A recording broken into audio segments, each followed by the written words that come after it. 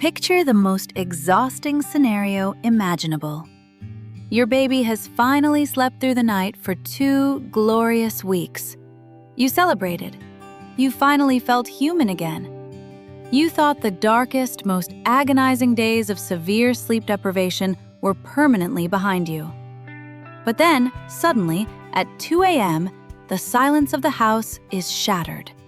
Your baby wakes up screaming, absolutely terrified, as if they are being actively attacked in their crib. You soothe them, put them down, and 2 hours later, they are screaming again. This goes on all night. You find yourself staring at the ceiling in the dark, completely defeated, thinking, "What did I do wrong? Did I completely ruin my baby's sleep habits?" I need you to stop blaming yourself right now. Your baby is not being difficult, and their brain is not broken. That terrifying, hysterical screaming in the middle of the night is actually the sound of a nervous system undergoing the most violent, brilliant, and explosive software update in the entire human lifespan. To understand what is actually happening in that crib, we have to completely destroy one of the most toxic terms ever invented by the billion-dollar sleep training industry: sleep regression. Developmental neuroscientists absolutely despise the word regression. Why? Because a healthy, developing infant brain never goes backward. Your baby did not suddenly forget how to sleep. They are not losing their cognitive skills, and they are certainly not reverting back to being a newborn just to manipulate you into staying awake. The truth is, your baby's sleep is not broken. It is actively being wiped out and replaced by a brand new operating system that is millions of times more complex. Calling this massive neurological leap a regression is like upgrading from a rusty bicycle to a literal spaceship, and then complaining that the spaceship is broken because you can't find the pedals. To see just how intense this evolution is, we have to look at the heavy science of brain development. During specific developmental windows, most notably around 4 months and again between 8 and 10 months, your baby's brain enters a phase of hyperdevelopment known as synaptogenesis. Synaptogenesis is the explosive formation of synapses, the intricate pathways that connect neurons together. To put this biological miracle into perspective, during these peak developmental windows, your baby's brain is literally creating up to 1 million brand new neural connections every single second. To truly grasp how disruptive this is to their sleep, I want you to imagine a processor analogy. Imagine you are lying in bed, exhausted, trying to close your eyes and fall into a deep, peaceful sleep.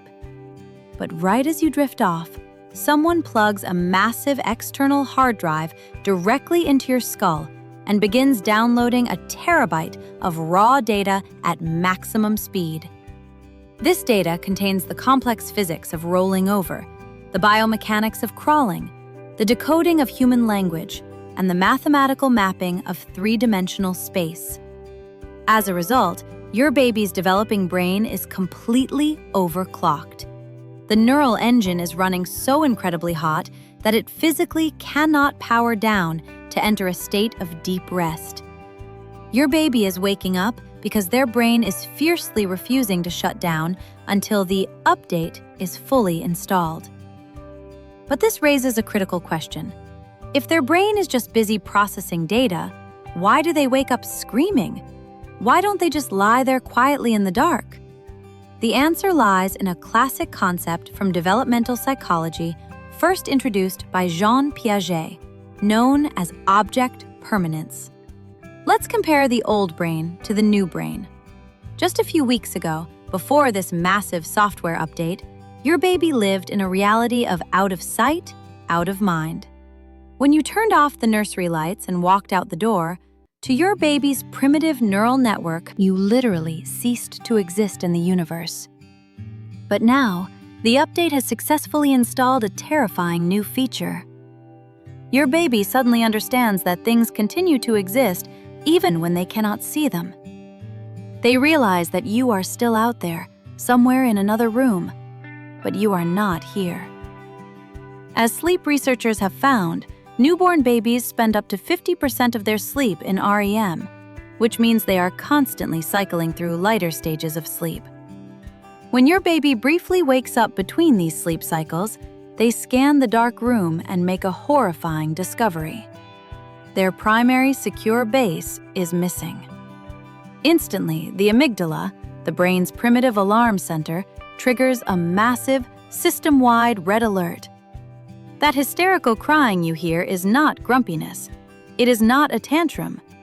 It is pure, unfiltered survival panic. They are screaming because their newly upgraded brain is terrified of being separated from you.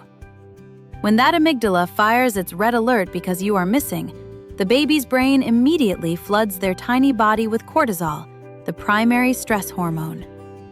This powerful chemical reaction jolts them completely awake, violently shifting them from a peaceful REM cycle into a full fight-or-flight survival mode. This is exactly where we need to reframe the massive guilt pushed onto parents by so many modern sleep books. You will read endless advice telling you that you must let them cry it out, because if you pick them up and comfort them, you are going to create false sleep associations and bad habits. But neurological reality proves this completely wrong. You cannot spoil a baby who is in a state of sheer survival panic. You cannot build a bad habit in a brain that is temporarily overwhelmed by a massive software update.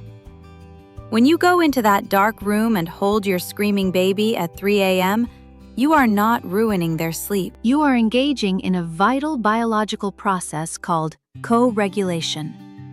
You are physically using your calm, mature nervous system to absorb their cortisol spike and safely bring their overheating engine back down to baseline. As always, because we are dealing with infant development, there is a vital medical differentiator you must be aware of. How do you tell the difference between a normal neurological software update, which typically lasts anywhere from 2 to 4 weeks, and an actual medical issue? You need to watch for the red flags. If your baby wakes up with a sharp, high-pitched scream, and this is accompanied by physical signs like violently arching their back, aggressively pulling at their ears, or exhibiting pauses in their breathing known as sleep apnea, that is not a cognitive leap. Those are primary indicators of physical pain. It could be silent acid reflux burning their throat, or a severe inner ear infection building pressure when they lie flat. If you see these specific signs, it is no longer a sleep training issue. It is time to immediately consult your pediatrician. So the next time you find yourself slumped in a rocking chair at 3 a.m.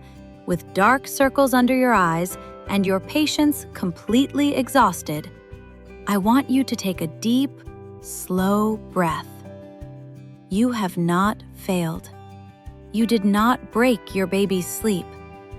You are simply holding a tiny, brilliant mind that is desperately stretching, evolving, and rewiring itself to become a more complex human being.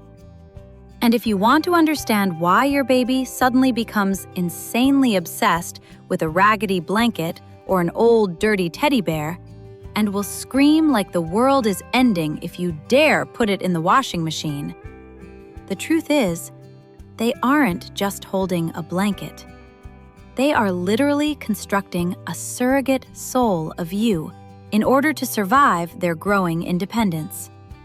That is the next video, and the psychology behind it will completely break your heart.